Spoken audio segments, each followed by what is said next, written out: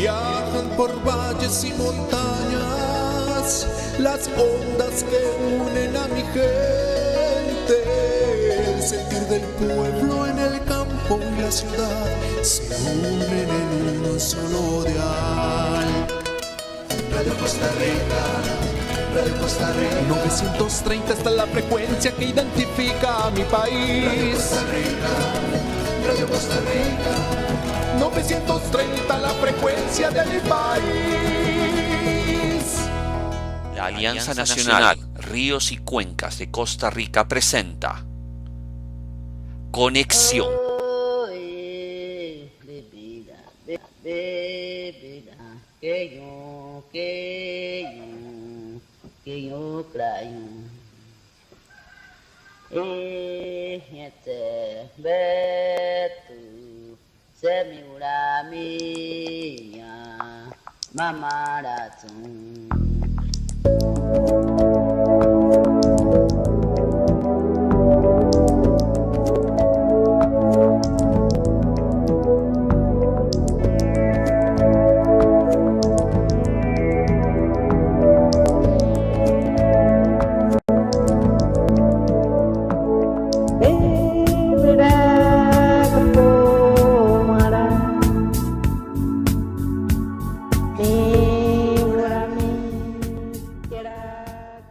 Buenos días, bienvenidos, bienvenidas como siempre a una emisión más en los días sábados de Conexión, el único magazine informativo de ecología y medio ambiente en colaboración con la Alianza Nacional Ríos y Cuencas de Costa Rica.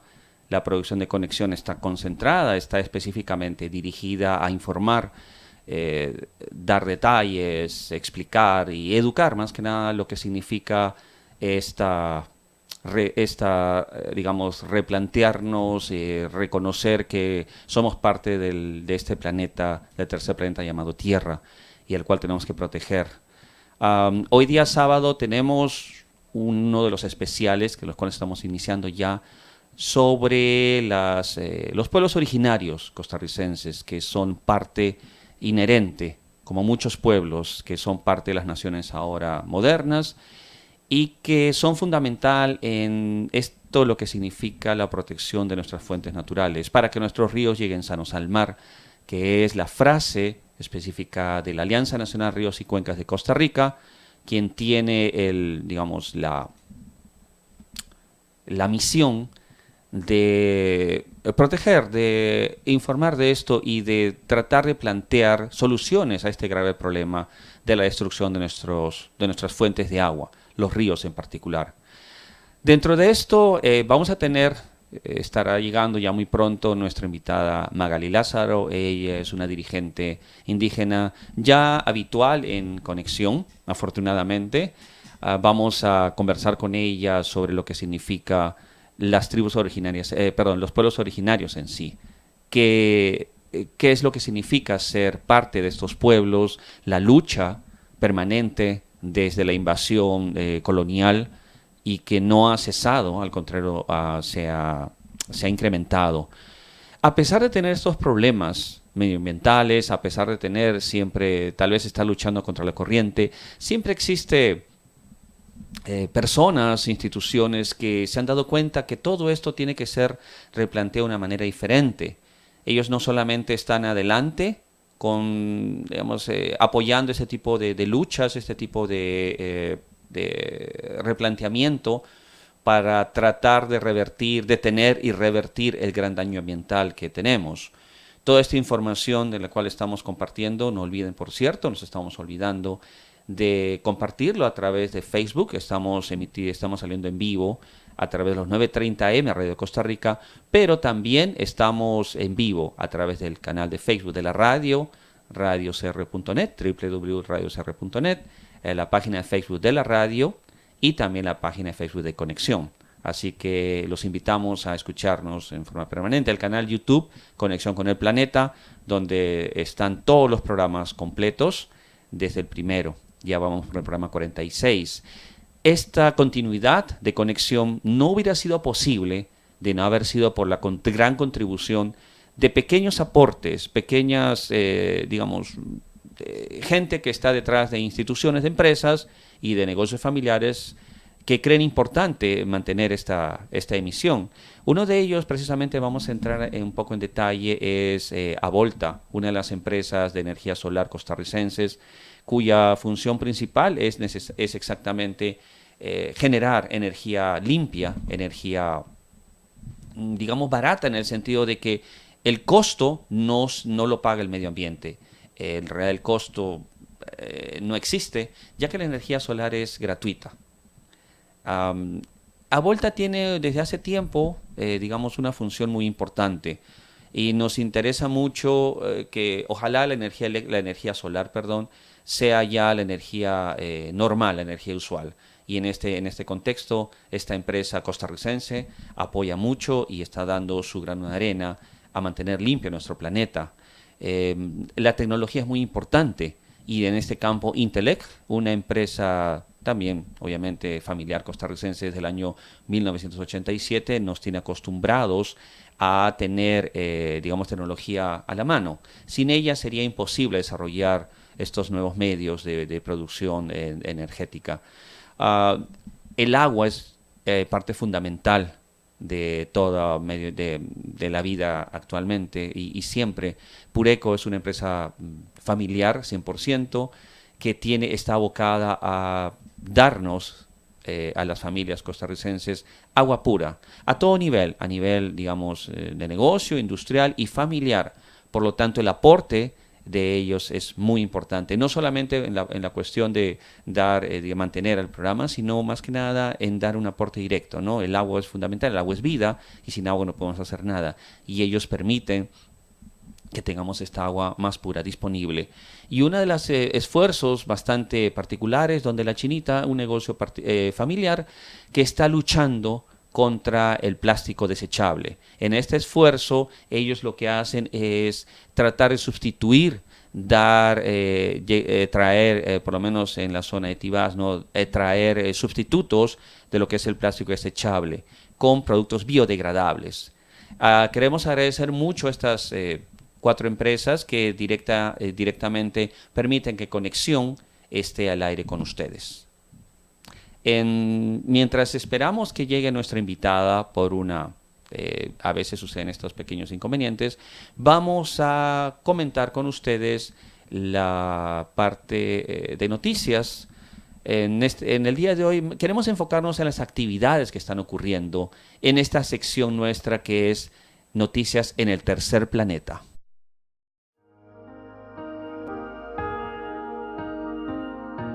Noticias en el Tercer Planeta.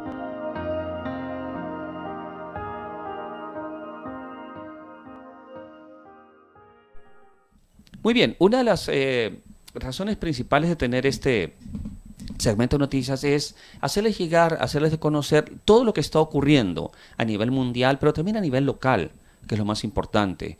Las actividades que se realizan a nivel local a veces pasan desapercibidos, pero tenemos colectivos, digamos, agrupaciones vecinales de personas, gente que está haciendo siempre cosas interesantes.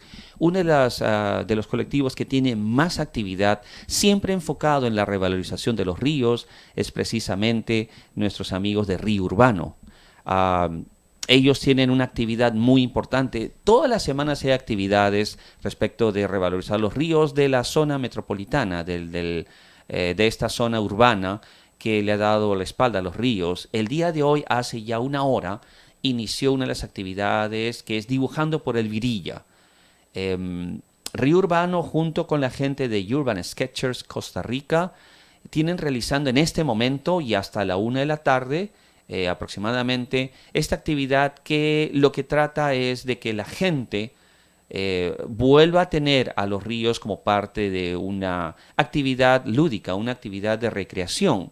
Y lo que está ocurriendo en ese momento, ellos empezaron en la iglesia de San Antonio de Belén y están recorriendo una zona específica del río Virilla con la gente de Sketchers. ¿De qué se trata esto? De lo que se trata es no solamente de estar presente directamente en el río físicamente, sino también de recrear lo que está en el río, a través de pinturas, a través de dibujos, y lo que ellos han pedido en este momento es, ¿no?, que la gente que vaya con sus elementos de dibujo, papel, cartón, sketch y cualquier tipo de material, sea crayolas, óleo, lápiz, tinta, no interesa. Lo que se está haciendo es recrear, retratar, y luego ellos presentan esos trabajos.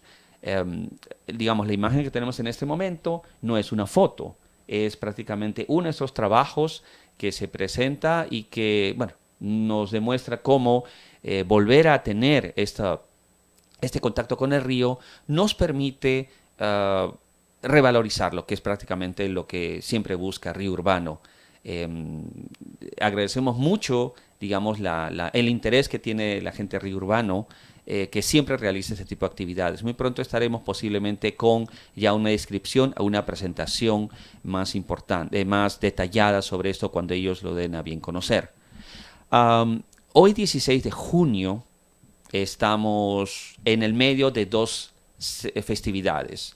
Una de ellas pasó el día de ayer, 15 de junio, y otra va a ocurrir el día de mañana. Bueno, el 15 de junio en Costa Rica se celebró el Día del Árbol. Esta celebración, esta conmemoración es muy importante, ya que en este caso el Día del Árbol por lo general es a fines de junio, por lo menos el Día Mundial del Árbol.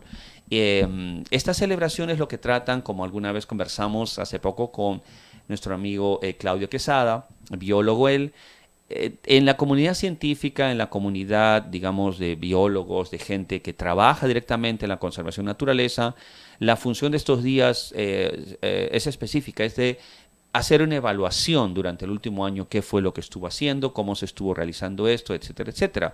Para nosotros, los ciudadanos comunes, estos días, como fue el día de ayer, Día del Árbol, es más que nada una recordación de que es importante tener tener presente permanentemente una fecha en particular, en este caso el árbol.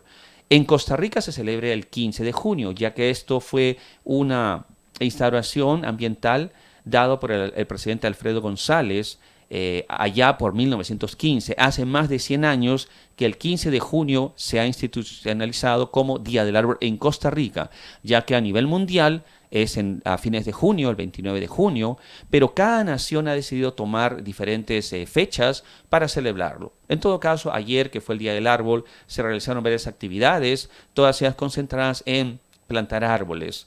Ojalá hubiera habido un poco más de reverberación sobre este día en particular, pero bueno, eso es parte de la historia que estamos tratando de cambiar, ¿no? O sea, que la gente se dé cuenta que tenemos que conmemorar estas fechas con más vehemencia, tener un poco más de difusión. Mañana es un día ya mundial. Mañana es el Día Mundial contra la Desertificación y la Sequía. Esto sí es un día institucionalizado por la ONU. La idea en este caso de este Día Mundial de Lucha contra la Desertificación y la Sequía es de recalcar esto importante, que la tierra, nuestro medio ambiente, está siendo depredado, está desapareciendo, las zonas verdes están dejando de existir. Hay un proceso normal, hay un proceso natural de desertificación, pero es que la tierra la dinámica de la tierra es muy sabia. Mientras por un lado pueden que crezcan los desiertos, por otro lado están creciendo los bosques. Eso se dio en forma natural hasta la intervención del ser humano. Lamentablemente en este momento se está dando un proceso de desertificación agresivo. La talación de árboles, la destrucción de las fuentes de agua, esta manía de consumir, destruir, está llevando a que esta desertificación sea ya incontrolable, lo que significa que la pérdida de las zonas agrícolas, la pérdida de los bosques, va a traer como consecuencia un incremento adicional en, digamos, el cambio climático, lo cual se ha convertido en una espiral sin control. Por eso es importante que este día institucionalizado por la ONU sea tomado en serio. Este día que se celebra el día de mañana o que se conmemora sobre la desertificación y la sequía es relativamente nuevo, es del año 94, cuando ya se preveía que había un problema bastante serio. Esto alertado por los científicos, y en la ONU se tomó en cuenta de que esto tiene que parar. En todo caso, el día de la de certificación, que es el día de mañana, lo que se busca es de evitar, de minimizar esta actividad que realmente nos va a afectar, ¿no?, indefinidamente. Bueno, las noticias, más que noticias, recordatorios dentro del tercer planeta es lo que consideramos más importante. Así que no olvidemos que en este momento tenemos que tomar conciencia, ¿no?, de todo esto para poder revertirlo. La actividad humana ha llegado a un nivel tan grande de destrucción de que incluso si en este momento iniciamos y detenemos todo lo negativo, detenemos la tala de árboles, detenemos la extracción minera, detenemos la contaminación de los ríos, detenemos todo eso, incluso el uso del plástico, va a llevar al planeta varias décadas para recuperarse. Esto si se detuviera en cero, todas estas actividades. Por lo tanto, creemos de que sería interesante que hagamos una reversión bastante agresiva. De una vez es necesario detener todo esto. El problema de la desertificación no solamente genera que aumente el cambio climático, el incremento de la temperatura, sino que además se reduzcan estas zonas agrícolas. Al reducir las zonas agrícolas se está reduciendo la alimentación para esta población humana que sigue creciendo y sigue creciendo sin parar. Entonces tenemos ya que detener de una vez todo este tipo de situaciones. Vamos a pasar ya a la parte más importante del programa el día de hoy, que es precisamente la conversación, mientras llega nuestra invitada, sobre los pueblos originarios costarricenses. ¿Cuál es la función, cuál es la necesidad de recalcar esta importancia de los pueblos originarios acá en Conexión? Tenemos, como hemos planteado siempre, tres items básicos: la protección del agua y los ríos, la la eliminación del plástico desechable que contamina y la revalorización de los pueblos originarios. En este contexto, lo que nosotros queremos es que esta revalorización nos permita entender de que es importante retomar todo esto. Nuestra invitada está llegando.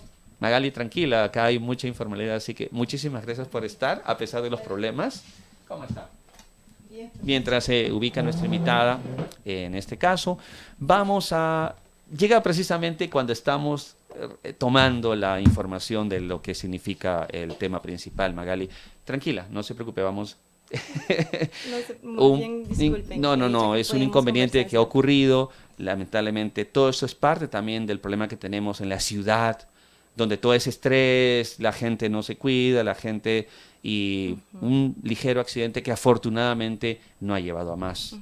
Entonces, más bien agradecemos muchísimo, Magali, el esfuerzo de haber llegado a Conexión, porque lo que queremos es que cambie esta actitud. Esto lo que le acaba de pasar desde nuestro punto de vista es solamente también una consecuencia de este hormiguero citadino, este hormiguero de cemento y asfalto y vidrio, porque la gente se estresa. Un choque lamentablemente ya no llama la atención, que tengamos un accidente automovilístico ya no es raro, y más bien es parte de lo cotidiano, y no debería ser así. No solamente nos ha generado un estrés, a usted por suerte no pasó nada, esperemos, no todo tranquilo ahí. El susto y el golpecito, pero no. Bueno, en todo caso, vamos a ver. Comentábamos, Magali, el hecho de que lo que está ocurriendo en nuestro planeta tiene que ver en parte con esta pérdida, esta desconexión total del ser humano, de la sociedad con la naturaleza. Y en este contexto, la revalorización de los pueblos originarios es parte fundamental. Nuestro concepto, por lo menos acá en este programa, siempre ha sido que si no hubiéramos perdido esa conexión que tienen siempre los pueblos originarios de todo el planeta, como la hemos perdido, no estaríamos en este predicamento. ¿Usted qué puede decirnos sobre esto? Bueno, yo creo que los ciclos, ¿verdad?, de vida que ha tenido este planeta, pues todos estamos aquí para aportar algo. El problema es que nos hemos dejado llevar por visiones donde el humano es el dominante, donde el humano es el principal y no es parte del todo.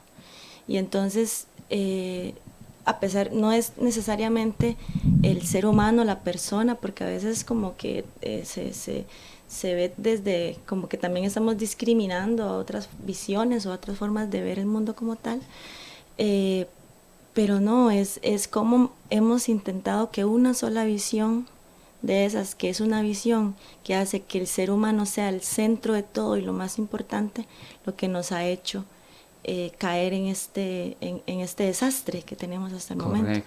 Y en ese punto, el consumismo que le da esa importancia al humano nos lleva también a toda esta contaminación y desastre ambiental que tenemos en el momento. Sí. Entonces el planeta siempre ha tenido estos bajos y altos de temperaturas, de cambios del clima, como dicen, pero no han sido tan bruscos y no los hemos vivido por cómo tenemos la población hasta el momento y por la visión también que tenemos directamente al que el centro es solamente el humano como tal. Es correcto. Hay mucho, cuando usted menciona todo esto, me viene a la cabeza muchas explicaciones y que en cierta manera, no sería la razón del programa. Lo que en este momento me encantaría concentrar un poco es que lo que usted dice es correcto. El resumen es, esta desvinculación, sustituir el valor de la madre tierra por el padre dinero, que básicamente es eso, nos ha traído esta desgracia. No sé si usted coincide conmigo en la cosmovisión de todos los pueblos originarios americanos, desde a la punta de Alaska hasta la Patagonia, Tierra del Fuego.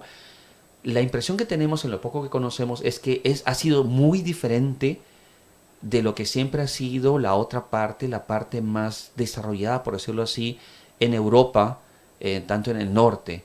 Pero siempre hemos notado que hay en todos los pueblos originarios de América, de toda la América, es una sola, un contacto, un entendimiento con la madre tierra, en este ciclo permanente de dar para recibir. Si bien es cierto, dependieron 100% de la naturaleza, ellos entendieron, todos sin ninguna excepción, entendieron de que al tomar se tiene que dar algo a cambio, de una manera directa o simbólica. Esta ruptura obviamente genera este inconveniente. No sé si más o menos es como usted lo percibe, digamos, para entrar de una vez ya en el detalle de los 8 pueblos, 8 naciones originarias. Nos parece que esto es así. ¿Me corrige o...? Sí, es interesante porque a veces cuando leemos o escuchamos a ciertos líderes hablando, que hablan que la base tiene que ser nuestra cosmovisión, o dicen la cosmovisión indígena, y entonces tendemos a pensar, bueno, es solo una, ¿verdad? Y realmente son muchas cosmovisiones, y pueden haber cosmovisiones de una misma cultura muy variadas también. Pero la cuestión es que justo la explicación es esa, la que usted nos está dando en este momento, que tenemos una cuestión en común de lo que llamamos cosmovisiones, y es esa con la que empezamos a conversar ahorita, que es las cosmovisiones de los pueblos indígenas. Es un sistema, integra todos los sistemas de la relación de respeto entre estos sistemas de la madre tierra. Entonces, el ser humano somos solamente una parte de esa. Correcto. Y todos los otros sistemas tienen el mismo significado y se convive en armonía para poder continuar la vida. Entonces, eso en común es lo que tenemos los pueblos indígenas. Ahora, las características de esos sistemas de vida, las características de esas diferentes interrelaciones y las características de esas visiones, y esa es cómo se va también adaptando a esas necesidades de las comunidades. Esas son las cosmovisiones que tiene cada pueblo. Claro, pero no pierden esa base. No pierden la base. De una reciprocidad. De ese respeto. Claro, porque alguna vez cuando estaba yo bastante joven, saliendo del colegio, entrando a la universidad, un profesor, no sé por qué, le encantaba contarnos de cosas que no tienen que ver con la materia, y nos dijo, ¿ustedes creen que hay pueblos desarrollados o menos desarrollados, primitivos o no primitivos? Ese concepto es equivocado. Nos dijo, y hablamos de los 90, porque cada pueblo cuando llega a satisfacer sus necesidades mínimas, ahí queda, no necesita. Si uno ve, digamos, las llanuras australianas, los bosquimanos, bueno, los habitantes originarios, nunca desarrollaron grandes culturas ni nada, ni edificaciones, porque no necesitaron, según nos explicó, ellos se habían satisfecho con todo lo que tenían, era lo suficiente, pero dependiendo de la geografía, en una geografía diferente, más retadora, se necesita crear muchas cosas diferentes, construcciones y todo eso para poder satisfacer. Entonces, pero sea que hablemos de, vamos a ponerlo así en este contexto para mí equivocado, civilizaciones más o menos desarrolladas, en América, en todas, siempre hubo ese respeto, no se perdió esa comunicación con la tierra. La civilización que fue en realidad el tope de decenas de otras previas en Sudamérica, la incaica, no fue la única. La incaica fue la acumulación de una serie de civilizaciones y fue, digamos, lo que le tocó en ese momento, ¿no? Que fue destruida. Pero ellos, a pesar de toda esa civilización y grandes construcciones, nunca perdieron el contexto de la naturaleza, porque seguían respetando y había, vamos a tomar tanto, pero vamos a dar otra cosa. Si hablamos, no sé, digamos, vayamos al norte, donde existieron durante mucho tiempo las tribus de las planicies norteamericanas. No existieron grandes construcciones, pero la relación con la tierra era una. Es decir, los cazadores-recolectores, eso era lo que les tocaba, aunque estaban en la misma era, no significa que sean menos desarrollados, sino que, por lo menos lo entendemos, ellos ya habían satisfecho todas sus necesidades y mantenían, pero sin grandes construcciones, igual había ese respeto y a los búfalos los cazaban en ciertas cantidades, pero ellos sacaban el máximo provecho, es decir, mínimo impacto ambiental, pero al máximo provecho. Nunca destruyeron o mataron más de lo que necesitaron. Eso sucedió con la llegada de los colonizadores, de los conquistadores. Yo creo que hay que entender que los pueblos originarios, los pueblos indígenas, pues no estamos tampoco tan alejados, porque pues somos humanos también, porque tal vez hay una idea romántica de que en la época cuando no existían los colonizadores, cuando estábamos solamente los indígenas, por ejemplo en América, que vivíamos en armonía entre todos, que no habían guerras, que no habían, ¿verdad? O que estábamos todos respetando ciertos espacios y no tocábamos el del otro. Yo creo que siempre ha existido desde la concepción del ser humano esa idea de querer ser, de la competitividad, ¿verdad? Entre seres humanos, ¿verdad? Entonces, pero cuando se pierde esa relación con la madre tierra como tal, entonces el poder, ¿verdad? Que ciertas culturas, como usted ha mencionado, la inca, la maya, cierto poder que se acumuló desde cómo esa cultura era más importante que las otras, pero al mismo tiempo estaban conviviendo otras que querían escapar de esa dominancia donde el humano era más importante. Y ahí era donde pueblos como los nuestros, los que están aquí en Costa Rica, se trasladaron y prefirieron la paz, prefirieron tener un espacio donde se viviera más el sentido, ¿verdad?, de ese respeto y convivencia con el ser humano. Entonces, primero es muy importante y tener la posibilidad de compartir también con los radioescuchas y con los que nos ven en Facebook, es que no podemos vernos con esa idea romántica de que el indígena no destruye, el indígena no toca, el indígena, porque los humanos pues caemos de alguna manera en eso porque el poder corrompe. Pero eso no significa que la cosmovisión nos diga eso. Exacto. Y entonces, pero lo que pasa es que cuando ya viene la colonización, cuando ya viene otra idea dominante sobre las nuestras, sobre las otras que también han convivido en este mundo, es cuando entonces dejamos que esos otros visiones que nos pueden ayudar a tener una convivencia más sana con nuestro entorno se pierda. Y entonces lo vamos perdiendo también nosotros. Porque también de aquí parte de que en nuestra cosmovisión no existe palabras para explicar desarrollo, por ejemplo. No existe en nuestro idioma cómo traducir pobreza, cómo traducir desarrollo, cómo traducir un montón de palabras que ahorita es en las que se basan, por ejemplo, las políticas públicas.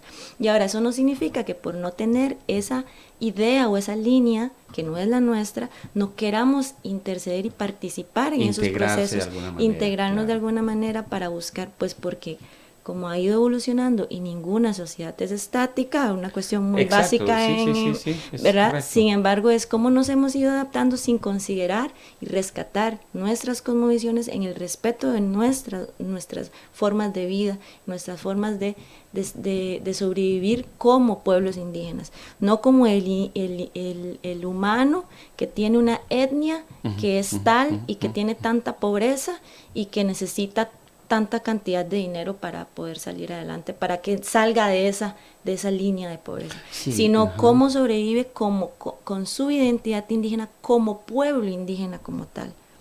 Claro, manteniendo toda la base. Y qué bien que toca esa parte, porque es precisamente, como le había comentado, que la necesidad de tener estos especiales sobre pueblos indígenas es fundamental desde nuestro punto de vista. Si no conocemos algo, no lo vamos a poder entender. Por supuesto. Y normalmente se destruye lo que se desconoce. Entonces, en Conexión hemos creado desde el inicio fundamental redescubrir a los pueblos originarios costarricenses, porque uno se encuentra con cada cosa que va anotando. Digamos, ustedes son parte fundamental precisamente de la defensa del medio ambiente, a pesar de todo lo que dice, porque es lo que tiene que ser. Las fuentes de agua, los ríos, es lo más elemental que hay. Y eso es parte de su cosmovisión. Entonces, me parece excelente. Me encantaría como que ya, una vez con este pequeño preámbulo, necesitamos darle voz a los pueblos originarios en todos los medios. No es que este programa sea, pero creo que estamos aportando un granito de arena. No se conoce mucho a los pueblos originarios en Costa Rica. Hay un pequeño planito que tenemos, el primero, con el cual nos va a dar una muestra, lo tenemos ahí, donde nos muestra así rápidamente, con muchos puntitos, muchos colores. Entendemos que son 8 los pueblos originarios. ¿Me decían que había un 9º por ahí perdido o eso es...? Sí, eso lo comentábamos también, me parece que una vez en un programa de estos, que bueno, estos son los 8 pueblos originarios que están con territorio en el país. Identificados los territorios. Exactamente, pero este mapa explica y muestra el espacio que está legalmente reconocido. También hay que aceptar, y es lo que estamos en la lucha, de que esto se estableció según los asentamientos que habían en ese momento, cuando se hizo la ley o se establecieron ciertas leyes, porque desde el 50 más o menos vienen dándose ese reconocimiento de espacio, que es una lucha muy grande a nivel internacional de los pueblos, y Costa Rica fue muy temprano, un pionero en este sentido, en reconocerles el espacio geográfico a los territorios. Es importante, Es muy importante en ese sentido. Costa Rica ha sido siempre un país que ha avanzado muchísimo en ese sentido. El problema, en sentido de derechos humanos y derechos ambientales, la verdad. Y es que hay que reconocerlo y sentirnos muy, muy orgullosos de eso. Claro. La cuestión es que cuando se da esto, se hace sobre asentamientos. De dónde están esas personas viviendo, y no sobre lo que significa el territorio de esa población, que es más grande. Entonces, por ejemplo, el territorio mío, el Boruca, está establecido, bueno, tradicionalmente era todo lo que es el sur, junto con otras que ya desaparecieron. Ahora vienen nuevos migrantes, que son los noes, que en los 70 se establecen, y a ellos se les reconocen los 4 territorios que están más hacia el sur, hacia Panamá, pero en la zona sur, en la parte, en la región Brunca. Esos 5 territorios, que sería el 23, el 19, el 22, 21 y 20, estos son noes, y ellos no se puede decir que toda la vida han estado en Costa Rica, ellos vienen de Panamá. Claro, porque no existen fronteras y porque era los todo pueblos su se espacio. Claro, es un espacio geográfico al cual van caminando. El país los dividió como tal, pero ellos estaban acostumbrados a como utilizar, debe ser, ¿no? Eso es lo natural. Entonces, pero en Costa Rica se les reconoce el espacio territorial de donde ellos viven. Pero entonces empiezan los problemas para pasar de un país a otro, empiezan los problemas para el uso también de los recursos. Y entonces te da el ejemplo de Boruca, que Boruca tiene su territorio ancestral, que es mucho más grande, y tiene 2 territorios que son bruncas. Entonces está el territorio Boruca y el territorio Rey Curré. que se divide en 2 y cada uno pues va a tener su autonomía porque tiene su espacio y tiene su gobierno, su gobierno y su gobernabilidad local. Pero entonces, este espacio, primero, somos un solo pueblo, dividido en 2 territorios, que entre los 2 empiezan a tener también ciertas diferencias en los recursos, pero siguen manteniendo esa relación porque es un solo pueblo. Claro. Y entonces ya el uso que dan a Sierpe, por ejemplo, que es un espacio sagrado para los pueblos, que se da en la zona costera, cuando se viaja anualmente en comunidad a usar recursos de la costa, a pintar tradicionalmente con recursos del mar, como el murice, una concha que da el color más importante de los tejidos de nuestro territorio. Todo esto se ve completamente cerrado porque es un parque y ya no es parte de nuestro territorio y ya no podemos acceder y solo nos tenemos que quedar en ese espacio que es nuestro. Eso y es ahora, importante. y todavía sumar a todo esto es, en esos mismos territorios también hay porcentajes muy grandes que no pertenecen y no están en manos de los mismos pueblos indígenas. Claro, ahí es importante lo que usted dice, porque es lo que queremos ver. Entendemos que entonces entre los 8 pueblos hay una, por lo menos gráficamente, hay una mayoría, la Boruca, porque no existe. Esos son 2, sí, más bien según los censos, ¿verdad? Y bueno, en sí de la cantidad de territorios, la mayoría son bribris y cabécares. Y también en población, pues como son más territorios también. Claro. Entonces, de estos 8 pueblos, hay una cantidad grande. Ahorita no tengo en mi cabeza el dato exacto de cuántos se dividen, pero entre ellos 2 es el cabécar y el bribri. Una mayoría, las que tienen más territorios. Entonces, por ejemplo, existen territorios bribris y cabécares en Talamanca. Y existen también en la zona sur. Que porque ellos, la cordillera que nos divide, también era parte de esa relación que había de unos recursos de este lado, los recursos del otro lado. Y entonces, la Boruca solo somos 2 territorios. Y en cambio en Talamanca hay bribris, cabécares, y que algunos viven también en este otro lado, y también en la zona de Chirripó hay cabécares. Entonces, la población más grande ahorita es de cabécares, la siguiente es bribri, y hasta el momento, ¿verdad?, según los datos que recuerdo, y de ahí existen de los otros, y hay territorios que solamente tienen uno solo, pueblos indígenas que tienen un solo territorio, como la Maleco. Y es muy interesante porque el Maleco tiene, en comparación de población, digamos, los otros pueblos tenemos de 6,000 a 7,000 indígenas de ese pueblo, y la Maleco tiene menos de 1,000.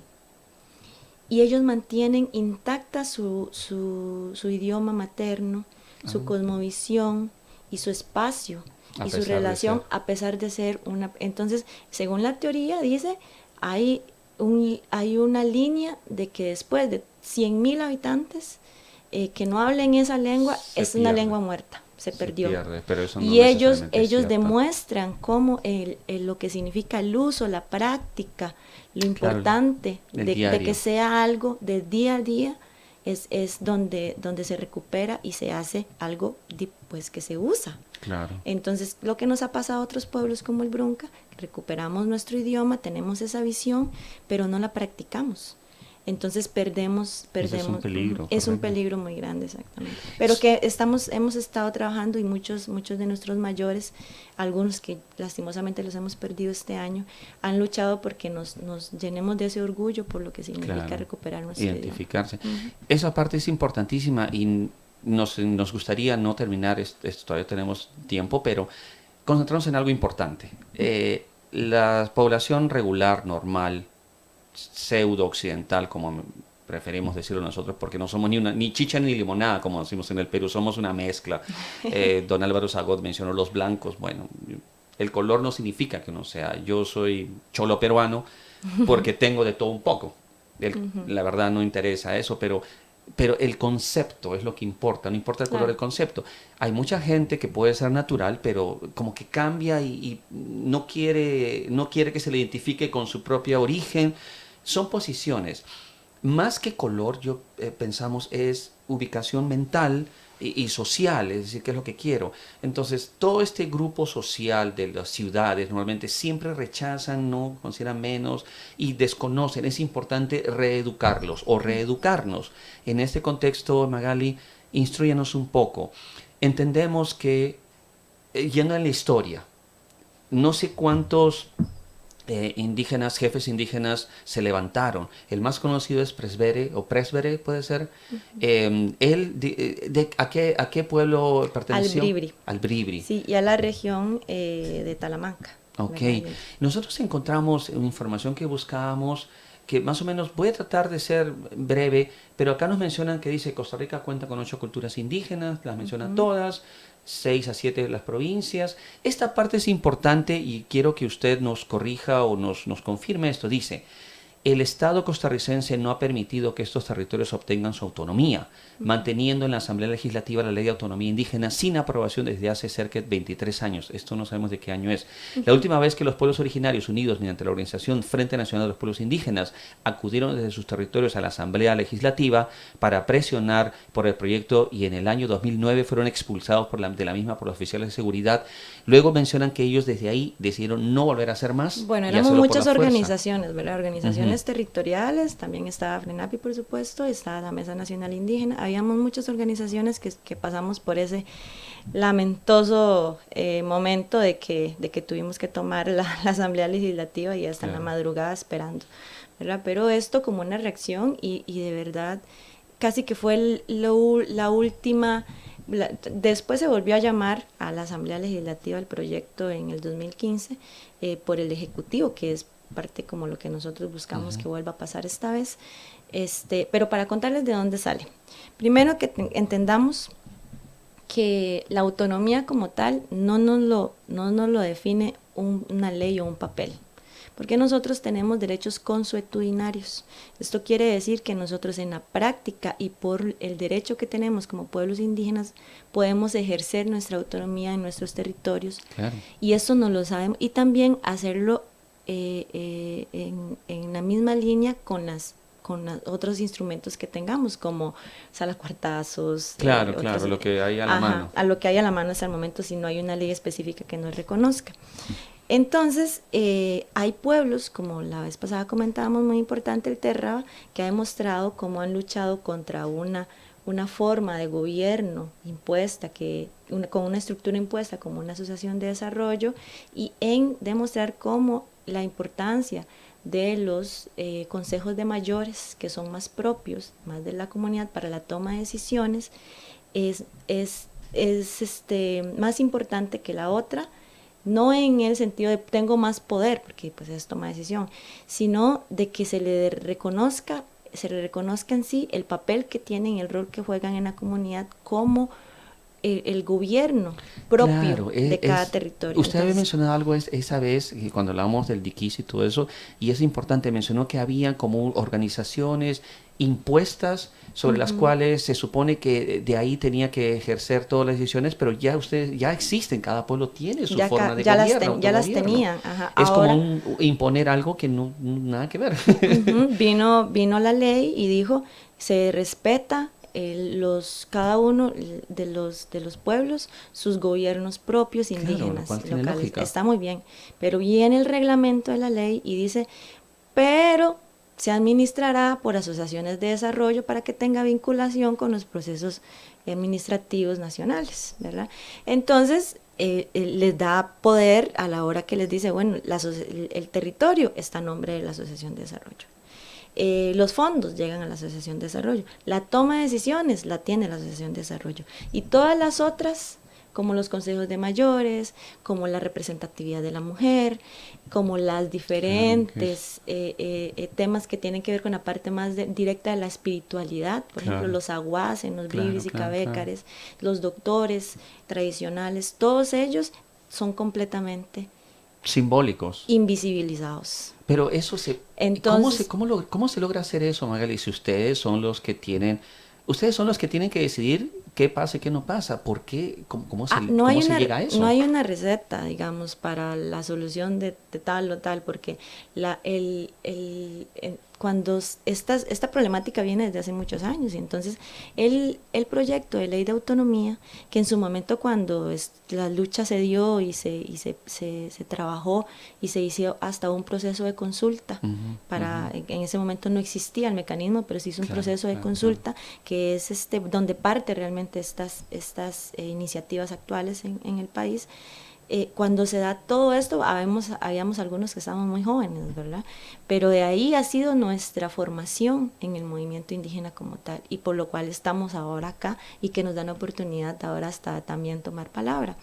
Y entonces se hacen estas luchas, y esta lucha une a muchas organizaciones, a muchos territorios y a muchas visiones, y se dice: nosotros queremos la autonomía, que es el reconocimiento de esa autodeterminación como pueblos indígenas, y la autodeterminación requiere de un reconocimiento de un gobierno local propio. Claro, que es lo justo. Y llega como proyecto de ley y no ha pasado de la asamblea, y no ha pasado discusión, no ha pasado voto, no se dice si sí o no durante más de 23 años. Entonces, ¿qué han optado los territorios?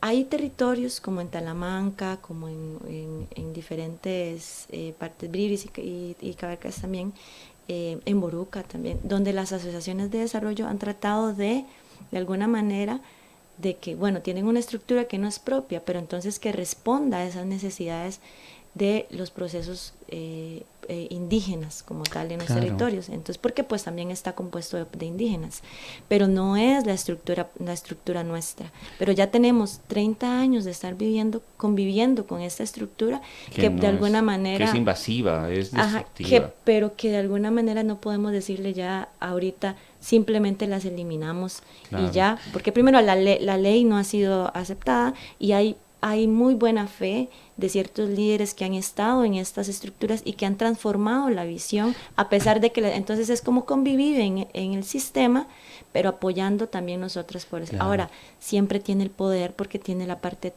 monetaria. Claro, que maneja la parte económica. Entonces eso va a ser muy difícil de quitarnos del chip de la cabeza. Claro. Y cómo distribuir más equitativamente con las otras organizaciones. Y estos los integrantes de estas particulares no podrían ponerse a las personas que deberían ser, es decir, ¿quién elige a los integrantes de estas asociaciones? Pasa de todo, desde territorio, en la historia han habido asociaciones de desarrollo de personas que no son indígenas en territorios, con visiones muy diferentes, de destrucción del territorio, de hacer procesos productivos que no tienen nada que ver con nuestra cosmovisión, ¿verdad? De la protección y uso y manejo de nuestros recursos, personas que políticamente están completamente interesados en otra forma de trabajar en los territorios, gente que es indígena pero que también tiene esa visión, ¿verdad? Sí, que ya termina contaminándose porque es inevitable, es decir, el peso y la fuerza del poder y el dinero es terrible, sí. Obviamente que cambia mucho. Y así como también hay asociaciones, y en la actualidad se ve tal vez es más característico de integrantes de esas asociaciones que son líderes comunitarios, y todos han sido escogidos por asamblea. Otra particularidad es que esas asambleas que conforman las asociaciones son por cantidad, una cantidad que lo determina la ley, ¿verdad? Como cualquier otra asociación, que tiene que haber quórum, tiene que haber cierta cantidad, cierto porcentaje para que se escoja. Pero de los afiliados, hay territorios que tienen una cantidad, el 100% de edad de afiliados, que a veces es de los 13 años hasta, ¿verdad? Dependiendo del territorio se baja a 15, 13 años, para poder afiliarse. Y ahí los jóvenes no están afiliados un montón de personas, entonces de ese 100% que podrían estar afiliados, porque no vamos a decir que es la población total, los niños no pueden estar ahí, eso es otra discriminación también en ese sentido, porque son parte también, y ahí deberían de tener también voz y voto, exactamente.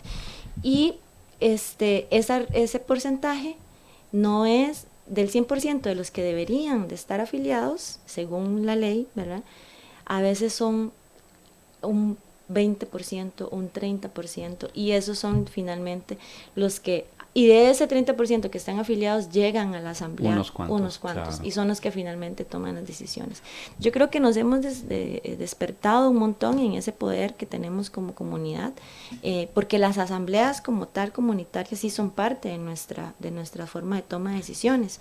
Ahora, no con una estructura como esta, pero sí ha sido parte de la toma de decisiones colectivas que hay.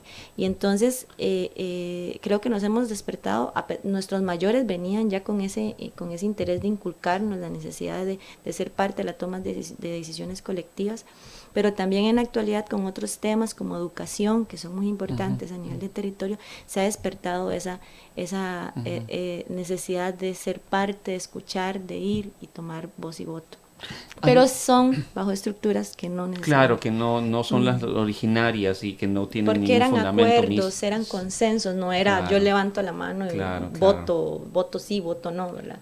Debería ser al revés, debería haberse creado, tienen que crearse esto en base a lo que cada pueblo tiene ya establecido, no imponerse y que ustedes se adapten. Una pregunta rápida, ya tenemos unos cuantos minutos. ¿Algún partido les ha pedido algún representante alguna vez para que algún dirigente indígena esté en la asamblea? Sí han habido propuestas de específicamente de 3.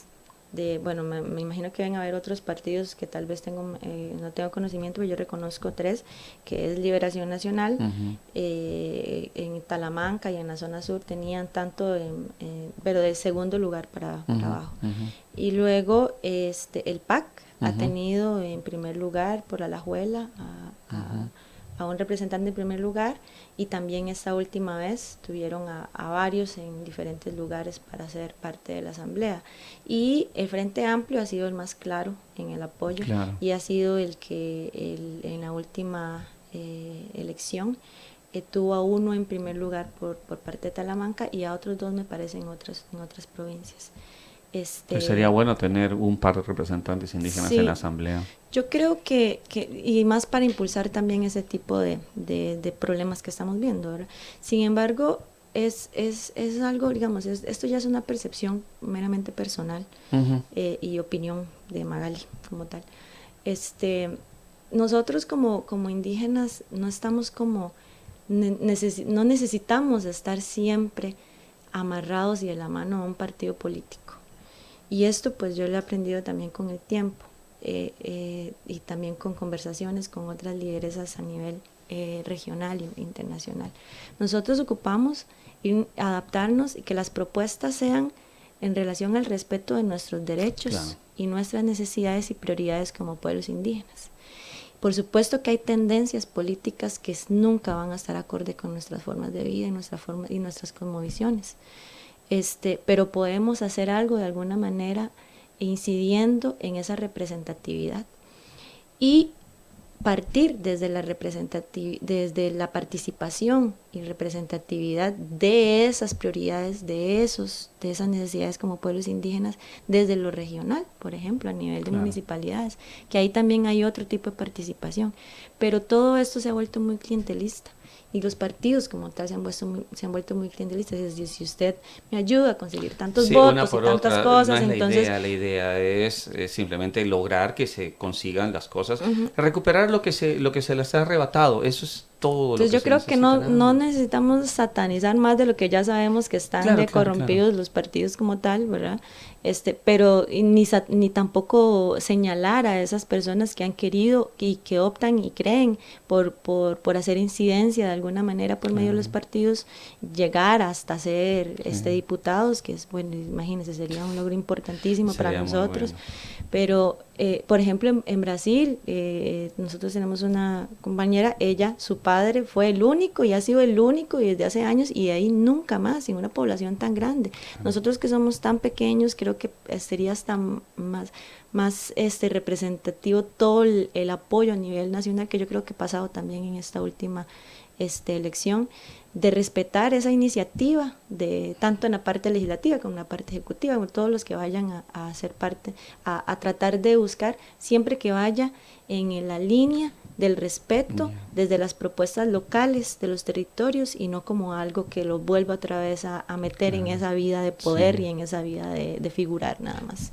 Se nos terminó el tiempo, Magali, muchísimas gracias. Tenemos que tener 2 programas más definitivamente. Sí, Magali Lázaro estuvo con nosotros hoy y se nos fue. Igual queda pendiente más información, más conversación para revalorizar esto. Gracias por estar con nosotros, Magali, su despedida rapidísima. Sí, no, muchísimas gracias y siempre, bueno, que dicha que pudimos aprovechar el espacio a pesar del inconveniente, porque pues que podamos hacer la voz desde diferentes puntos de vista para el bienestar de nuestros pueblos es importante para nosotros. Esa es la idea. Nos vamos. En algún lugar existe un río que fluye a través de la vida de cada persona. Hasta el próximo sábado. Muchísimas gracias por su gentil audiencia y sintonía. Que pasen muy buenas tardes. La Alianza Nacional Ríos y Cuencas de Costa Rica presentó Conexión.